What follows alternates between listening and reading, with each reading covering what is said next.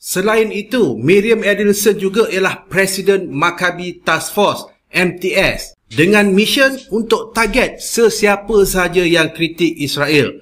Sebagai contohnya, Columbia University student Mahmud Khalil, rakyat US yang terlibat dengan Gaza protes dan kemudian dia cuba dihantar pulang. Bukan sebab dia melakukan keganasan, tapi hanya sebab speech yang dia buat. MTF social media ini operate dari Israel, menggerakkan cyber troopers untuk attack pro-Palestine di social media. Bukan itu saja, mereka juga mempunyai operasi militan di West Bank untuk terrorize penduduk Palestin di sana.